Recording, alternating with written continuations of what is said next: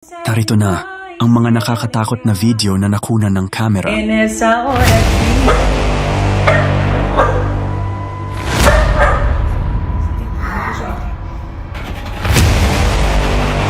Pienso.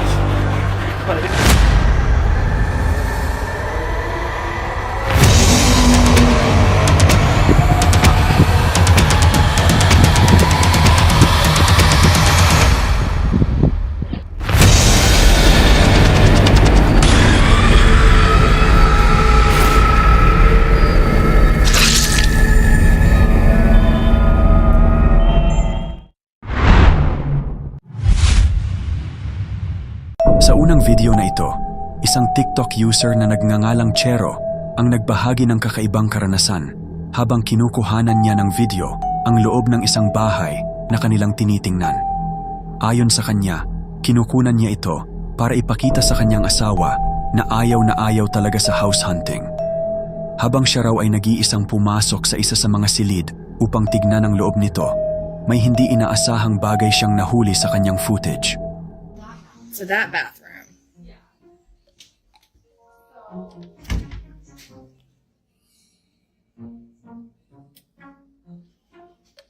And that goes.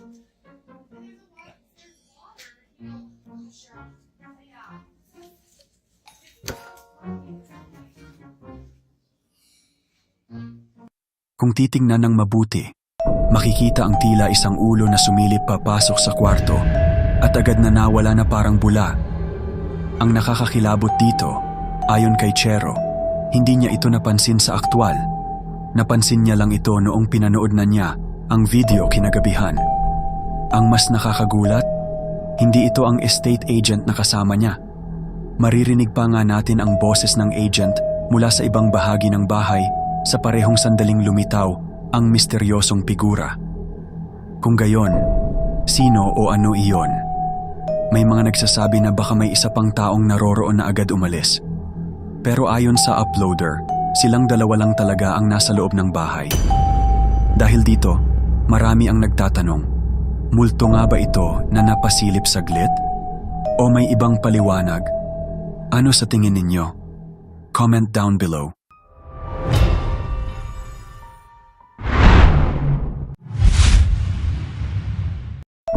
Ang nakakapanindig balahibong video na ito ay in-upload sa YouTube noong Mayo 2022 at sinasabing kuha raw ito sa isang makitid na eskinita sa India.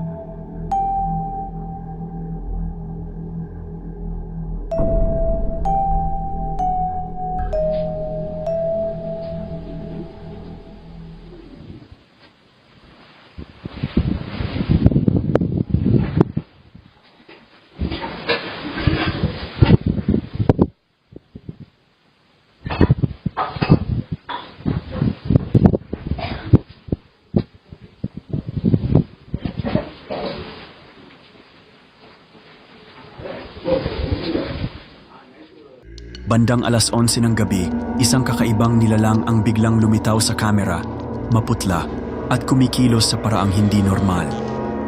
Kakaiba ito kung maglakad na para bang isang nilalang mula sa bangungot. Tahimik ang paligid, walang ibang tao, at tanging ang kamera lamang ang nakasaksi. Maaaring sabihin ng ilan na isa lang itong tao na nanggugulat o nananakot.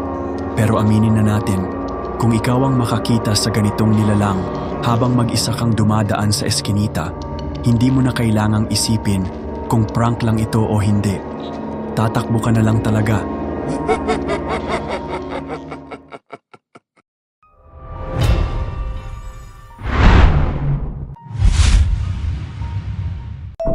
Isang lalaki na nagtatrabaho sa isang funeral home ang nag-upload ng nakakakilabot na video matapos niyang makarinig ng mga kakaibang ingay sa kalagitnaan ng gabi. Ayon sa kanya, wala raw ibang tao sa gusali noong mga oras na yon, kaya't agad niyang kinuha ang kanyang cellphone at nagsimulang mag-imbestiga. Pero es un ruido muy extraño. Mira, ¿sí lo vieron? Ok. Mira, se asoma una sombra, pero se mete. Mira. Ay, hijo de su... Pero se me enchina la piel. que ya tiene rato. Ay. Y- Bueno, como sea, va a quedar. Y es que guachen aquí. No hay flash. No pasa nada. Mira, estas son las estatuas que te digo. Pero se asomaba de ahí.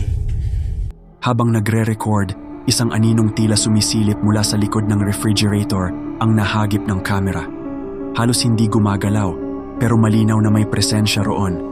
Dahil sa kaba, lakas loob niyang nilapitan ang lugar upang silipin kung sino o ano ang naroroon.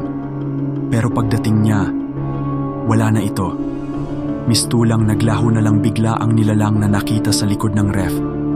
Kung totoo ngang siya lang ang nasa loob ng gusali, sino o ano nga ba ang nakita niya? Ano sa tingin niyo? Ibahagi ang iyong opinyon sa comment section.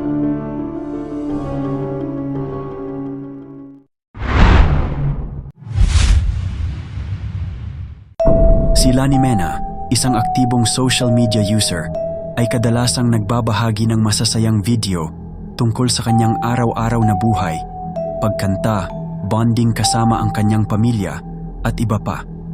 Ngunit sa isang clip na ito, isang bagay ang na-record ng hindi inaasahan at ito'y talagang nakakatakot. Veja momento em cá, uma mão aparece 2 vezes no meu vídeo. Não sai da minha cabeça. Se as lágrimas embaçam seu olhar e o coração. Ai, mamãe, vai pra sala, vai pra mamãe gravar, senão eu esqueço. E a minha comidinha? Dou já. Se as lágrimas embaçam seu olhar e o coração já não consegue mais se alegrar, é nessa hora que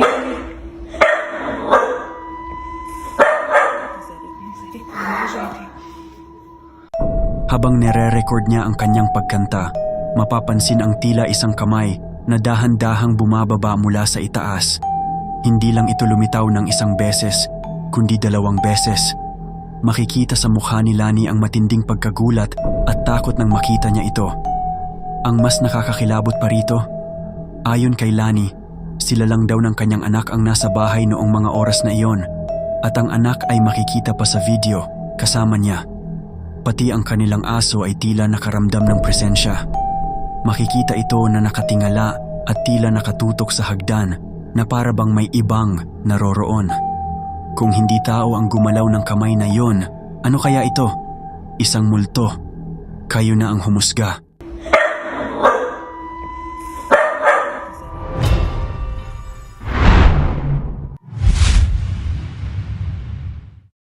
Ang TikTok user na si Lerito ay nagising sa kalagitnaan ng gabi dahil sa kakaibang ingay na nagmumula sa loob ng kanilang banyo. Dahil dito, agad niyang kinuha ang kanyang cellphone at nagsimulang mag-record. Otra vez el demonio que me está molestando de vuelta. Aquí está. ¿Quién sos? Padre nuestro que estás en los cielos, santificado sea tu nombre. No sos bienvenido, andate.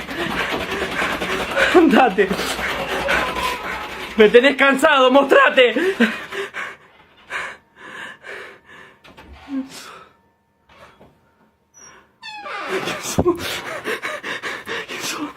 No te voy a tener miedo. Andate de acá. ¿Quién sos? ¿Quién sos?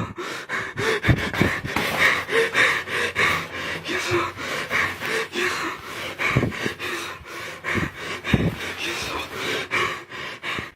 Sa kuhang footage, isang hindi nakikitang presensya ang tila gustong magparamdam. Habang kinukuhanan niya ng video ang nangyayari, makikitang marahas na gumagalaw ang door handle na para bang may gustong pumasok o lumabas mula sa loob ng banyo. At nang tuluyan niyang binuksan ang pinto at pumasok sa loob ng banyo, wala siyang nakita. Walang tao, walang nilalang, walang kahit ano. Pero ramdam na ramdam sa kanyang boses at kilos ang matinding takot na bumalot sa kanya. Maririnig ang panginginig ng kanyang tinig habang pilit niyang kinukunan ng video ang nakakakilabot na pangyayari. Ligtas naman si Lerito matapos ang insidente. Ngunit ang tanong, ano nga ba ang tunay na nangyari? Multo kaya ang may kagagawan? Ano sa tingin nyo? I-comment nyo sa baba. At iyan ang mga nakakatakot na video para sa araw na ito. Maraming salamat sa inyong panonood. Huwag ninyong kalimutang i-like ang video, mag-subscribe, at i-click ang notification bell para lagi kayong updated sa mga susunod pa nating creepy content. Hanggang sa muli at mag-ingat kayo palagi. En esa hora aquí